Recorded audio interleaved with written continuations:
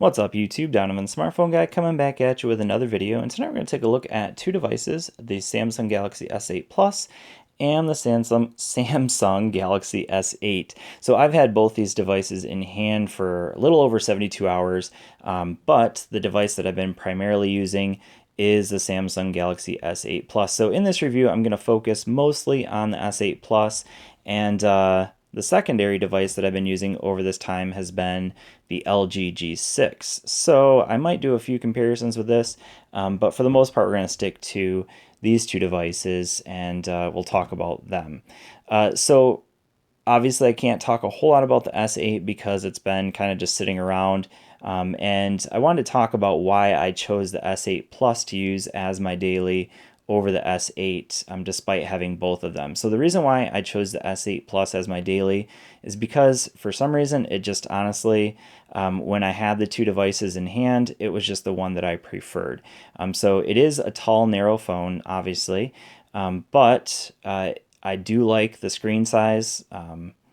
I like the screen size of the S8 as well, that 5.8-inch display, but I just kind of naturally felt like the 6.2-inch display on this device, it didn't feel too large in my hand. It is a little bit narrow, but I didn't feel like the fingerprint sensor was all that hard to find either. So overall, I would say I just kind of prefer the S8 Plus. That's just me, you know.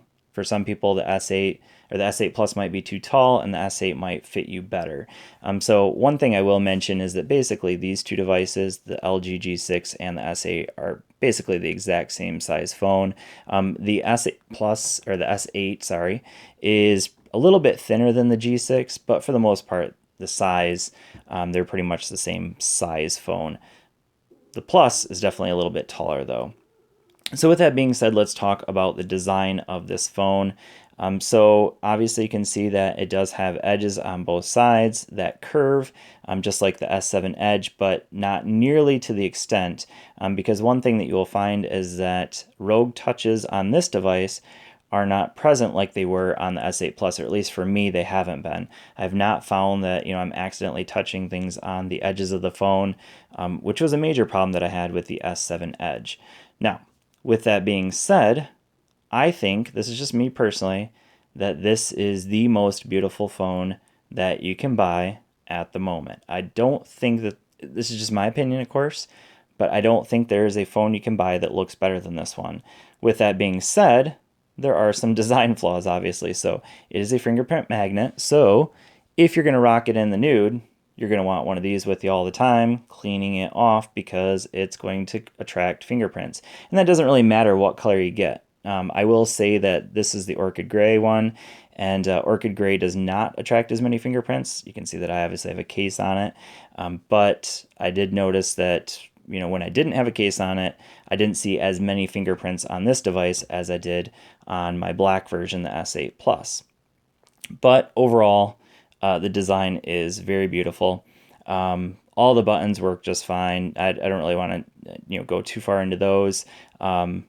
The one thing that I would say about the design, obviously, that's the flaw that a lot of people talk about, is the fingerprint sensor. And I will say this, that I haven't really had any issues with it at all, especially with a case. So if you put a case on the phone, the fingerprint sensor is actually pretty easy to find. It's just not in a position that I think is, it's definitely not the most convenient position. Like, it feels like it should be here.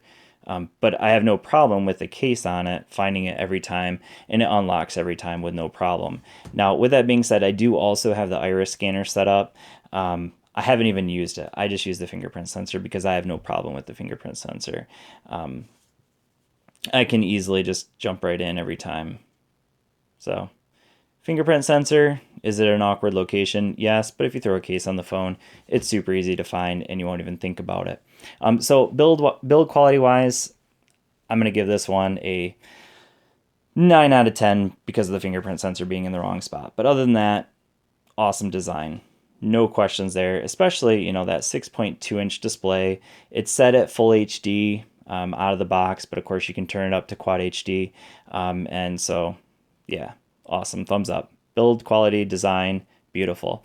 Next thing I want to talk about is the performance, and performance-wise, this is running the Snapdragon 835 with 4 gigs of RAM, and I've had absolutely no issues in terms of performance. Now, the one thing I have had an issue with, a game that I love to play, is NBA Jam, and as you'll be able to see, it crashes every single time. I have not been able to get either of these two phones to run NBA Jam. So I don't know what it is with that game. Every other game that I've played on it has worked just fine. But that one that I really like to play, for some reason, will not work with this phone at the moment. And I'm not really sure why. I haven't even tried testing it out or anything like that. I just know that every time I've tried it, it's crashed just like what you saw here. So every time. Let's see. But performance-wise, every other app that I've ever run runs flawlessly. No lag whatsoever. Now this is both of these are actually the T-Mobile variants. So multitasking is absolutely no issue. So if you go into, let's say, I don't know, let's go into my conversation with Miguel. Boom, just popped right in there. And now let's go into, so that was a conversation I had a little bit earlier tonight. Let's go into YouTube, see if that opens right up. Okay, so that one, yeah, so it opened right up to where it was before. But performance-wise, this phone is very snappy. I've had absolutely no lag whatsoever, and multitasking has been great. So the 835 processor so far has been spot on.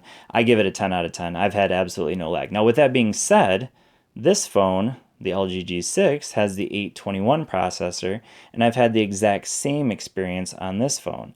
Now, I will say this. I didn't experience any lag on this phone, no lag on this phone. 821 versus 835. Is it worth the extra money to buy the one with the 835? Maybe. I don't know. It's up to you.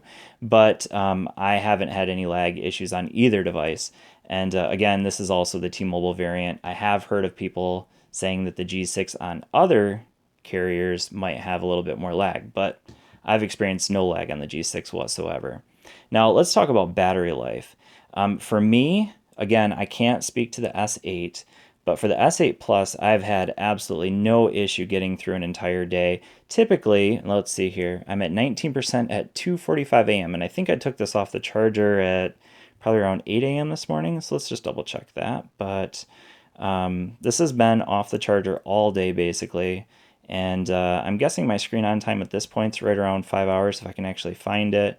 So device maintenance, go into battery, go into battery usage. So it says I have 4 hours and 13 minutes remaining on the battery. So there we go. So I took it off. I don't know. Will this show if I click here? No, it says so 17 hours and 26 minutes ago. I'm not going to do the math, but I got up around 8 o'clock this morning. And screen on time, 4 hours and 34 minutes. So yeah, a little over 5 hours of screen on time. Now, there's a lot of standby time on that today. But needless to say, this phone, for me so far, has easily been an all-day battery. 3,500 milliamp hours on that Snapdragon 835. Now, I will say this. I've been using it at full HD. I've not turned it up to Quad HD. So that's something that would obviously help me get a little bit better battery life on it. But check out Eric from Easy Computer Solutions. He did a battery test on this phone, comparing it with the LG G6 and a couple other devices, and this phone did really, really well. I think it was actually the best any phone's ever done on battery. So battery life for me so far has been fantastic. I can't speak to the S8 because I haven't used it as my daily driver yet. So I'll do some more testing on that one once we get to it, but for now, I will say battery life on the S8 Plus has been definitely 2 thumbs up. Easily an all-day battery for me, so that's definitely awesome. In terms of the cameras, I don't even want to talk about those because we all know that Samsung has the best cameras out of any. I mean, this is just my opinion, maybe. I mean, could they have added dual cameras on there? Yeah, that might have been okay. Is it gimmicky? Maybe. I do like the dual cameras of this phone. This is the Honor 8. I like the dual cameras on there. I actually really like the dual cameras on this phone as well because of the wide angle option. But is it a necessary thing? No. If I'm going to pay for a premium phone, would it be nice to have wide angle camera? Yeah, sure. But the cameras that you have on here, I will say this. The front facing camera on this is an improvement over the S7 Edge. So far, the pictures that I've taken with the S7, or sorry, the S8 Plus have been absolutely phenomenal. I'm not actually going to go into all those. There's been 100 people that have done photo comparisons with this S8 so far, and I think overall, very good photo, very good cameras. Now, in terms of software, I need to really focus kind of on this device because this is the one that's still running stock software. So what I'm going to do is I'm going to go into the settings, and this is running Android 7.0, of course, and we're going to go into the full settings menu. And I just want to point out a few things within the settings that I think are nice to have. So first of all, on the display options, there's definitely some things that are worth mentioning here. So under the screen mode, we have the different adaptive displays: AMOLED Cinema, AMOLED Photo, and Basic. So this is the typical AMOLED display that has the nice punchy colors. That's what I prefer, but if you want to change it, you can change it. If you think it's kind of like an overly saturated screen there, you can change that. And then screen resolution, of course, you can change it to Quad HD if you want. I've obviously stuck with the full HD.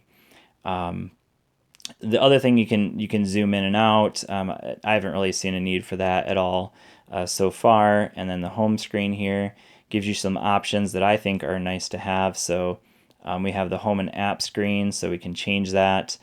So we can have home and apps, or we can have the home screen only. And then another thing I want to mention here is, where is it at? So we have easy mode. I don't see why you would buy a phone for $750 or $850 and then use it on easy mode. Don't do that.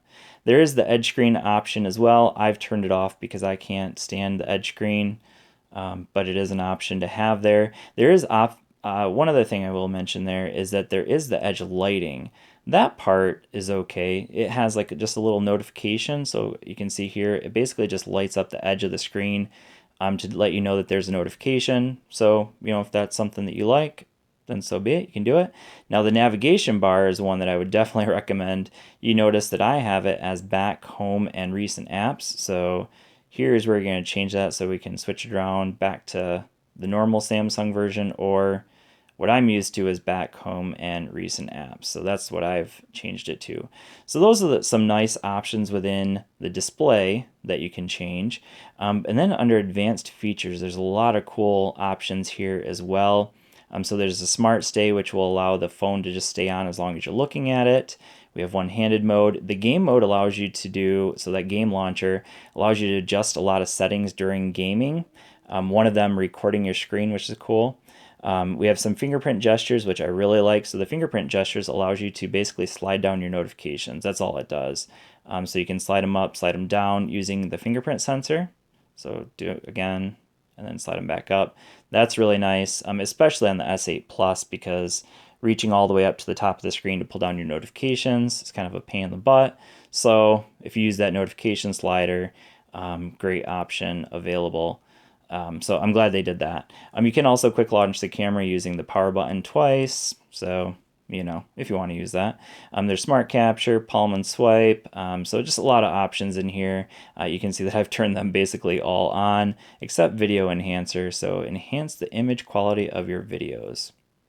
Haven't used that one at all yet because I haven't done any videos on this phone up to this point. Other advanced features, I guess we covered pretty much all of them. But in terms of the software, I would say that obviously I prefer using Nova Launcher just because it's what I'm used to anyways. But I will say that TouchWiz on the S8 and the S8 Plus is drastically toned down. And that also is true of the device that I'm watching this on, or that this is being filmed on, which is the S7 Edge. Basically, they're running the same software. Now, the one thing I will say is that about the software is Bixby is not particularly useful. You can turn it off, obviously, but for now, you can't really, you can remap it. There are apps you can use to remap it, but for now, Bixby, I haven't really found it to be very useful, especially without the voice command option. Some other things, obviously, that are worth mentioning here are we have a beautiful display. We've already talked about that, but it is also waterproof, of course. And I think I've pretty much covered everything that I really want to talk about. So the things that are important to me: build design, performance, battery life, camera, software. really, I think the S8 and the S8 Plus hits all of those really well. Are there things that I don't like about the phone? Of course. Bixby, not necessarily very useful having that button there. And then also the fingerprint sensor. But other than that, I think the devices are absolutely fantastic. Are they worth the big price tag that you pay for them? I don't know. There's a great device here, the LG G6 you can pick up for $650. A lot of good mid-range devices as well that are available. So if you're interested in finding out about those, go ahead and leave a question down in the comment section. I can suggest tons of phones that you can pick up for cheaper that are nearly as good as this phone. But this is definitely a wonderful phone. The S8 Plus is definitely a huge step up for Samsung, and I think they did it right with the S8 and the S8 Plus. A couple little things I don't like about it, but other than that, fantastic devices. Any questions, go ahead and leave them in the comments, and I will see you all in the next video. Peace.